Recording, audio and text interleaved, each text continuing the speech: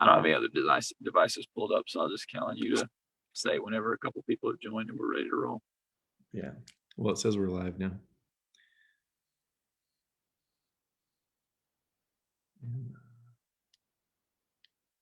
Yeah, there we go. So far, I think it's just me. So we'll give it a minute. So did you end up recovering from your headache thing from yesterday? Yeah, it took me most of the day. Like, I'm not sure what was up with that. So, but by the end of the day, I was good.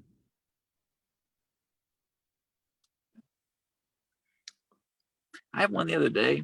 I'm not really sure what happened. I think Judah got in our bed and maybe conked me on the head or something like that. She's a very like floppy sleeper and like a kick and move and roll. I woke up and felt like somebody punched me right in the forehead, and it never went away the whole day. Like, yeah. All right, we got some folks here. Ready to roll, you think? Yeah, let's do it. What's up, everybody? I'll go ahead and apologize in advance. I thought I was going to have internet while my family's on a little vacation, but due to a few circumstances, I'm in the car on my phone. So hopefully it's all okay and the video's okay and all that stuff. But anyways, we're going to go for it. See how it works out. We're in Matthew 6 today, and we actually already read verses 19 through 34. I guess it was a week ago now. And we talked about like kind of the section in general where Jesus talks about basically not being earthly, not being caught up in worldly things, which when you track backwards, that's been a lot of what this has been about. Learn to be citizens of heaven and not people of the world. Like we shouldn't do our religious devotion, chapter 6, verses 1 through 18, in a worldly way or for worldly gain. We shouldn't participate in worldly temptations or worldly expressions of moral choices. That's most of chapter 5.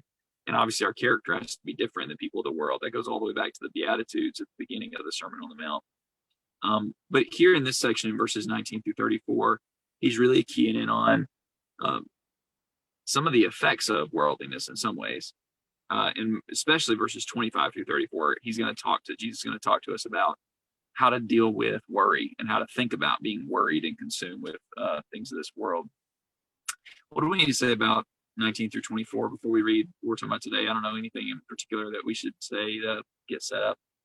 Yeah, well, maybe we can mention this again after we read, but verse 25 starts with, "For this reason I say to you, do not be worried." And so it really is something Jesus is saying related to what he just got through saying. And I've not always connected this section of worry with that section on laying up treasures in heaven, not on earth, not serving two masters. But frankly, the worry and anxiety in our life betrays who our master is, where our heart is, like what we care about. I'll have some things to say about the Bible actually does teach us to worry about some things that are spiritual in nature, but the things Jesus is going to list here are things he doesn't want us consumed with in our concerns in this life. So yeah, well, perfect. And actually, verse 25, I'm reading from the ESV today. The first word there is therefore, which exactly speaks to your point. So let's go ahead and read 25 to 34, and then we'll talk about it here. Matthew 6, starting verse 25. Therefore, I tell you, do not be anxious about your life, what you will eat or what you will drink, nor about your body, what you will put on. Is not life more than food, and the body more than clothing? Look at the birds of the air. They neither sow, nor reap, nor gather into barns, and yet your heavenly Father feeds them. Are you not of more value than they? And which of you, by being anxious, can add a single hour to his life? And why are you anxious about clothing? Consider the lilies of the field, how they grow. They neither toil nor spin. Yet I tell you, even Solomon in all his glory was not arrayed like one of these. But if God so clothes the grass of the field, which today is alive and tomorrow is thrown into the oven, will he not much more clothe you, O you of little faith? Therefore do not be anxious, saying, what shall we eat, or what shall we drink, or what shall we wear? For the Gentiles seek after all these things, and your heavenly Father knows that you need them all. But seek first the kingdom of God and his righteousness, and all these things will be added to you. Therefore, do not be anxious about tomorrow, for tomorrow will be anxious for itself. Sufficient for the day is its own trouble. All right. So let me start with what I think is most challenging about this is when Jesus starts saying things like, don't worry, and he gives some specifics about what not to worry about. They are far lesser things than the things we worry about. Like, for example, I think it's one thing to say to a bunch of Americans, I mean, here I am sitting in my house, just outside my door, there's snow. I'm warm in here, I'm comfortable. It's raining there, but you can get in your vehicle. Yep. Jesus isn't talking to a bunch of rich people here who are worried about their 401ks or their mortgages, or that's not their concern. I mean, what he says for them not to worry about is what they eat, what they drink, and what they're going to wear for clothing. These are poor people. It almost like we've got a friend on right now, Sujit, who lives in India. It would almost seem weird, wouldn't it, for me as an American to go someplace like India or when you've traveled to Africa and preach a sermon on not worrying, and like telling people, hey, don't worry about what you're going to eat and what you're going to drink. I guess to me, it's almost like it's such a foolish thing that we have to even talk about worrying about stuff in the culture we live in and in the place that we live in. But I'm a mess when I worry about things that are far less significant than what Jesus puts on here, Yeah. I don't know. It's such an easy trap to fall into. It's funny because Jesus talks about it like it's silly for them. Yeah. I mean, he's not quite mocking people for worrying, but it's pretty close for Jesus. Like the whole birds thing and the grass thing. I mean, some of it's just reasoning. I don't think he's actually like trying to put people down, but he is saying in a way that I think some of us in the crowd we would have chuckled and been like, "That's a great point, actually." It's just silly. And of course, like you're saying, if it was silly for them to worry about, am I going to eat tomorrow? Am I going to have clothes? Are my kids going to be safe? How much more silly is it for us? But it's just wherever you are in the world, whatever's going on, we run into this trap of getting tied up over these things. Yeah, very good. I mean, I think if we were really to ask people, hey, what are you worried about? How many of us would actually say like, well, I'm kind of worried about where my next meal's coming from. We would list, I'm worried about, what's going to happen the next 4 years with this election thing. I'm worried about like, maybe somebody who's single, am I ever going to meet a spouse? Somebody who just got married, like, are we ever going to be able to have a house? Like what are we worried about? And then like really let this rebuke us that we have made so many other things more important than God in this world. I think there was a little like precursor to this too in the prayer earlier, Okay. where maybe I'm jumping ahead, but just that this concept of just learning to trust and not being worried. Yeah. In the prayer from chapter 6, the prayer was, give us this day our daily bread. Right. As in, don't worry about having a year's supply of bread or anything better than bread. And you shouldn't be thinking that it's really on you to provide for your own bread. You got to learn to not worry and trust in yourself, but learn to trust in God. I mean, this is the hard thing about this section, I think, is having that kind of simplicity and that kind of reliance on God that overcomes worry. Yeah. If you look at kind of the bookends of this section we read, Jesus starts by saying, don't be worried about your life. Mm-hmm. And then at the end in verse 34, he says, do not worry about tomorrow.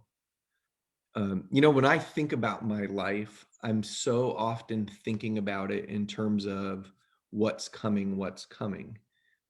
It's very rare that I'm thinking about my life in the moment, honestly, like even when I ask somebody, hey, what time is it? I'm not really even asking them what time is it. I'm asking them what time isn't it? Because I've got like something coming. You know what I mean?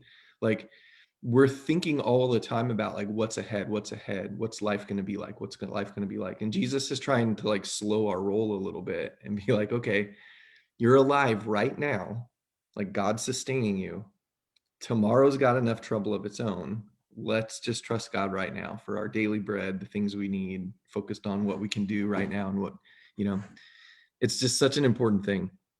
I was thinking about that with this whole, you know, with the election and, you know, what's gone on in our country and all the things about the future. Who says we're even here, you know, come January? Like, how much did Jesus worry about who the next governor of Judea was going to be? You know, he was not going to be here to be concerned about that. And I get that we can be concerned about people that come after us and making the world a better place. I get all that. But when it comes to our own personal anxieties, it just ought not be. Yeah. So And our concern about those things, a lot of it's about the direction that you channel it. And that seems to be the main thing that Jesus is critiquing here is, yeah, you're concerned about all this stuff, but what are you doing with that concern? Because concern isn't necessarily always the same thing as being worried, but concern can very quickly grow into worry, where I become obsessed over ultimately my inability to control what's going to happen and how I'm going to deal with it and how I'm going to cope with it. And then I look for all these things, kind of, you were talking earlier, circling back to verses 19 to 24. The reason why people store up treasures on earth is because we think that, oh, this will save me tomorrow, maybe even today, but especially tomorrow. I'm going to store up treasures on earth because tomorrow, this is the thing that will rescue me from whatever troubles may come. And Jesus is saying, don't let your concerns about things that are going on or what might happen in the future make you turn to the world. It should make you turn in a different direction. yeah, very good. Oh, let's talk a little bit about what you just said about concern. You know, this word here for worry or anxiety. I think the old King James version says, "Be careful for nothing" or something like that. Full of care. There are actually some times where this word in the New Testament is used in a positive way, and I think this is really important. 1 Corinthians 12:25. Paul talks about each Christian having the same care for one another, you know, in that section of we're all one body and we ought to care about each other. That's the same word here that Jesus uses for anxiety or concern. 2 Corinthians 11:28, Paul talks about all these trials that he went through in his life. And then he said, like, on top of that, I have the concern for all the churches. And then Philippians 2:20, where Paul talks about Timothy being the only one who was like-minded like him that would care about the Philippians. They'd be concerned. And here's why this is practical. We know as Christians we're not supposed to be living a life full of worry. So let's say we get to a place so it's like, okay, I'm not worried about my finances. I'm not worried about, like, and Melanie made a comment here about like the scripture values preparedness and wisdom and having something not only to take care of yourself, but to take care of others. The woman in Proverbs 31 who was not afraid of the snow because she had made preparations. There's certainly no problem there with that. But let's say we got to a place in our life where it's like, yeah, you know, I don't live a life of constant anxiety. This is really good. And then you had kids. And like all of a sudden you're like, wait, why am I always worried? You know, like I'm worried about what's going to happen to them. I'm worried when they go out. I'm worried about this. Or you end up in a position of responsibility in the church or anywhere where people are relying on you and you have to look out for folks. And you're like, wait, I'm worried about them. Am I sinning? Right. And the Bible would say, no, you're not sinning. You know, 1 Corinthians 12:25, 2 Corinthians 11:28. Jesus is not saying here that there's something inherently wrong with deep care and concern, but there is when it comes to us and our own personal physical existence and life and well-being. Like, stop being so concerned about those things that sustain your earthly life. So just making a So what you're distinction. kind of laying out is that, like, the difference here is whether your concerns are sort of self-absorbed or self-centered, as opposed to more kingdom values like other-centric. You're concerned for the well-being of others. You're concerned about what God's doing in the world. That's kind of the difference between being in a godly way concerned or having godly anxiety. I actually double checked. I thought there's one translation that in the 2 Corinthians 11 passage, Paul says, "I have anxiety for all the churches." Like, I'm worried for all of them, you know. But that's what you're kind of laying out, is the difference is what's the object of my concern? What am I really wrapped up in? Yeah, absolutely. I mean, the idea that the Bible would have us become dispassionate people, like where we don't feel anything. Some people pride themselves in like, I'm not worried about anything, not worried about anything, not worried about anything. And of course, people like that, not only do they maybe not worry about whatever, I mean, probably what they're most worried about is being worried, but like they don't care about souls. They don't care about things that are really important in this world, like justice and equity and fairness and things that God champions. And those are things that we should be concerned about, you know. So, I mean, I don't want to get too off track because Jesus is making a specific point here about what not to be worried about, and that's still a reality. So, let's go ahead and talk through like what does he do for us here. I think the techniques in this text are awesome about how he like helps people get like think right about anxiety. What are some things you notice? Well, and just to double down what you're saying, if we could learn to do this process that Jesus does here, whenever I start feeling worried about something, it's going to help me to clarify whether I should be concerned about it at all, and if I shouldn't, then to get over it, or at least deal with it. Maybe not get over it, but deal with it. Um, I love one. He just frames it up. Isn't your life more than clothing? Mhm. And I think the that first question is, I think for Jesus that would be spiritual life. Like, don't you know you're going to outlive no matter what happens with your clothes or your food or whatever? I mean, I remember hearing this a lot from my mom, and I think my grandma probably was kind of descendant of my grandma's teaching. But it'd be like, hey, listen. So we had a lot of tornadoes where I grew up in Alabama. Like, I didn't know that anybody lived in a place where there weren't tornadoes. I just thought it was like normal living. You just had tornadoes, and we lived in a trailer growing up. And so, I mean, if you're looking at odds, like that's not exactly the safest kind of setup. But I remember we never were stressed about it because it would be like, and then one of the kids have a lot of siblings. And we were like, what if the tornado hits our house? And be like, well, then we die and go to heaven. And it was just like that. That was it, you know, because life is more than this. And that was a super helpful, maybe a little bit fatalistic, but a super helpful like perspective to have, I think. And I think that's kind of what Jesus is alluding to here. Your life's more than whatever's going on here. Yeah, very good. Isn't this such an important thing? The Bible's trying to teach us how do you measure what life's really about? You know, what is life really?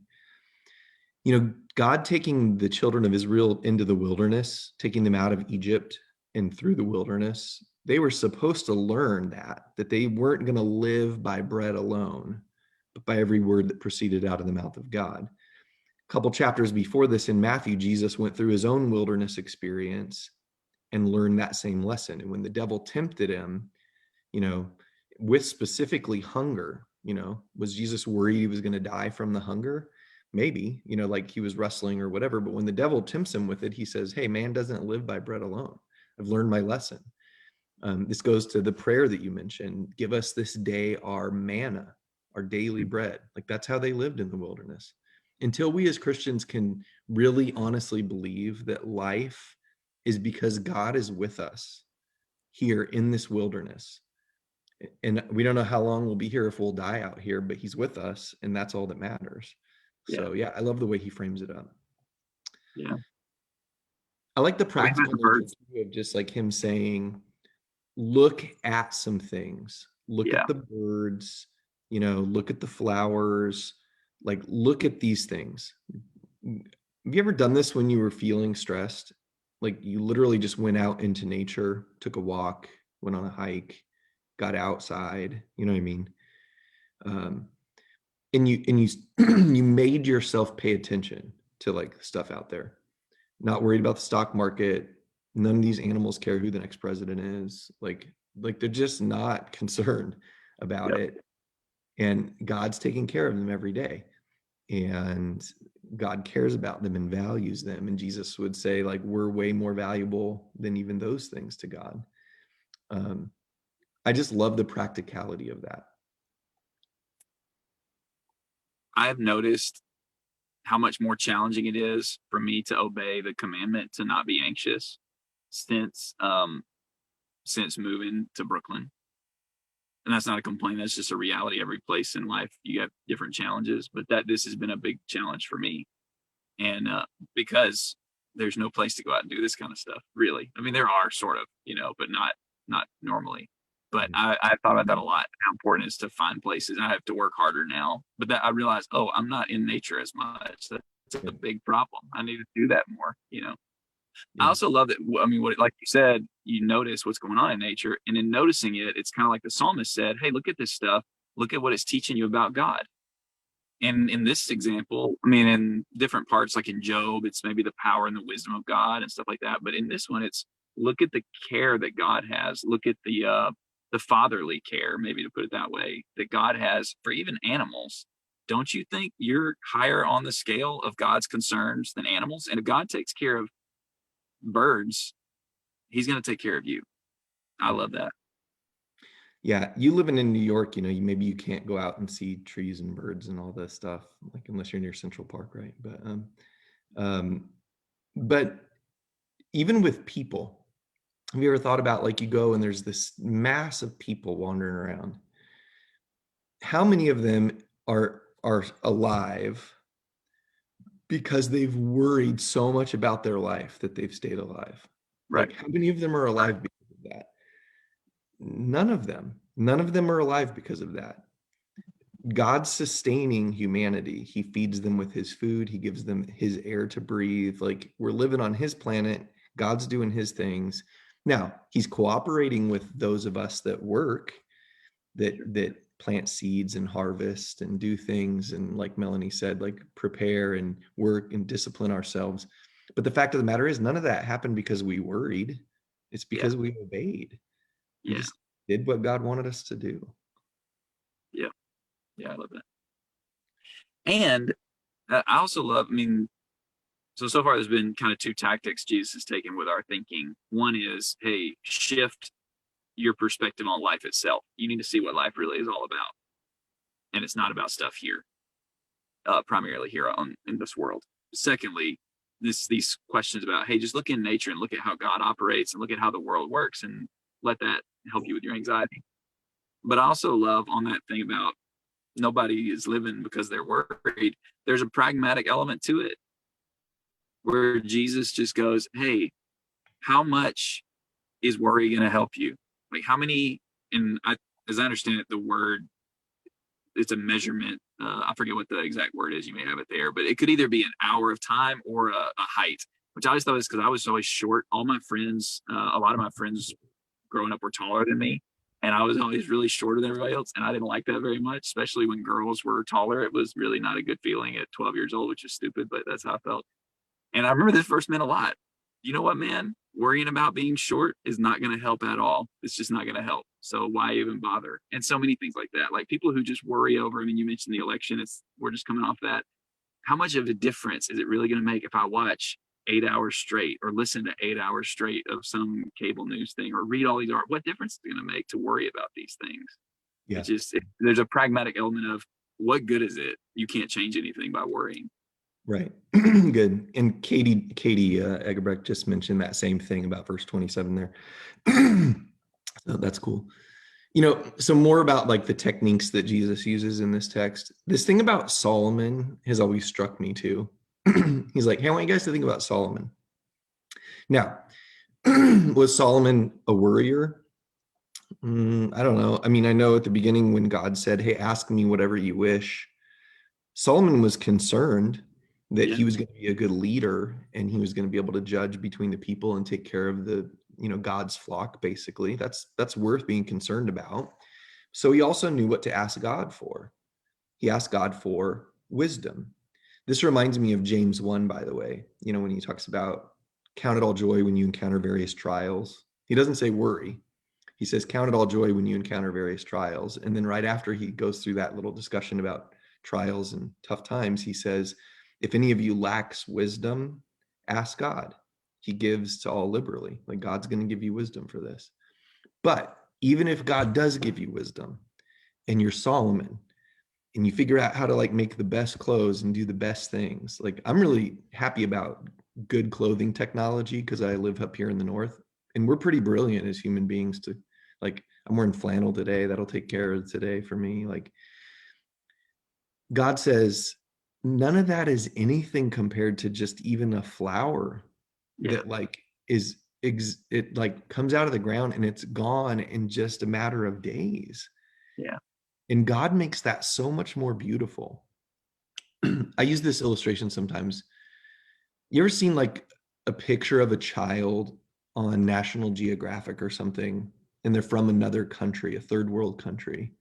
They don't have anything, they don't have any clothes on, barely, and somebody gets a picture of their face and their eyes are all lit up and they're smiling and they're like the most beautiful thing you've ever seen. Are they wearing Nikes? Are they like an American kid who's got everything going their way and their future's bright because of their education? Or are they made in the image of God? And what God makes in its purity is so much better than anything we can come up with. And that's essentially Jesus' argument. Yeah. Why are you so worried about appearing a certain way or having certain things? Like God does amazing things in his simplicity, better than anything we can do. So why is my faith so small? And that's kind of the Jesus. That's the punchline question. What's going on? Why are you worried? You have little faith. All this stuff, nature, and like you said, even we ourselves as human beings are all these reflections of God's wisdom and his power and his loving care and all these things.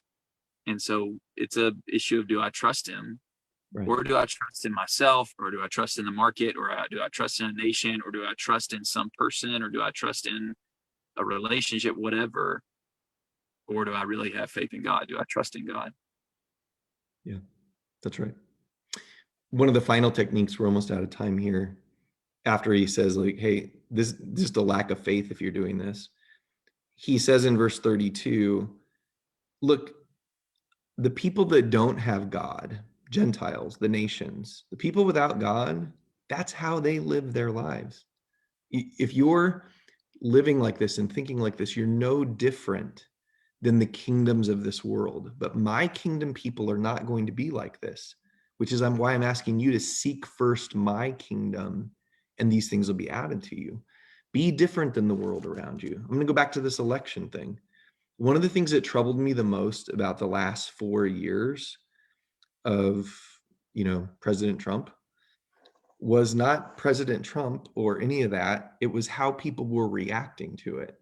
I mean, you'd have thought with some of my friends in the world that the world was going to end because this guy was president. What happened was some of my Christian friends began to sound just like my worldly friends. You know what's going to happen in this next 4 years? Some worldly people who are on a different political side than the president-elect are going to freak out and they're going to worry, and Christians are going to join in on that.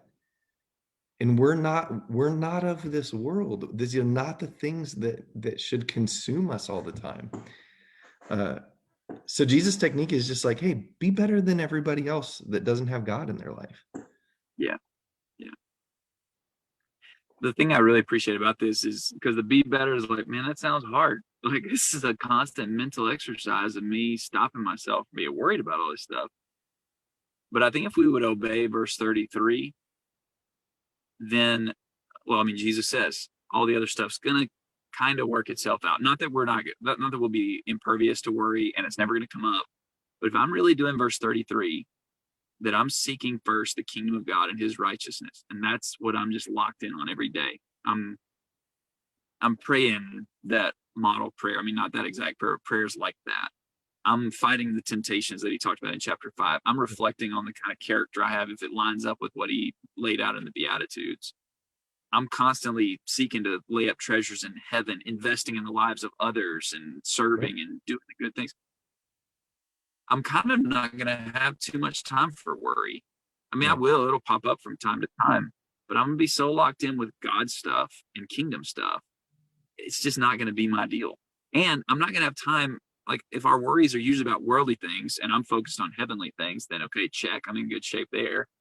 And if I'm focused on seeking God, seek first, as in like right now, today, then I'm not going to be worried about tomorrow things, because tomorrow's going to take care of itself. I got stuff to do today. Jesus kind of said the same thing, right? hey, I've got stuff to do. Like, don't talk to me about what's going on with that guy who's saying this or this person who's doing that. I'm trying to do stuff for God today. And if we would obey verse 33 while working through all the mental exercises that Jesus gives us here, we're going to be able to deal with, and I think eventually overcome the temptation to worry and be anxious over these things. And that's a really great benefit that we have that not everybody in the world has, to be able to cope with worry because we got something else we're seeking anyway. Yeah. Amen. Very good. Very good. All right, that's it for time. So we'll pick up here next week. We sure appreciate everybody being here. Lots of great comments today. We sure do love spending this time with you and having you all weigh in on this. So maybe we'll see you next week, but don't worry about tomorrow, right? Like, do what you're supposed to do today. We'll see. See you, everybody. Love y'all. Take care.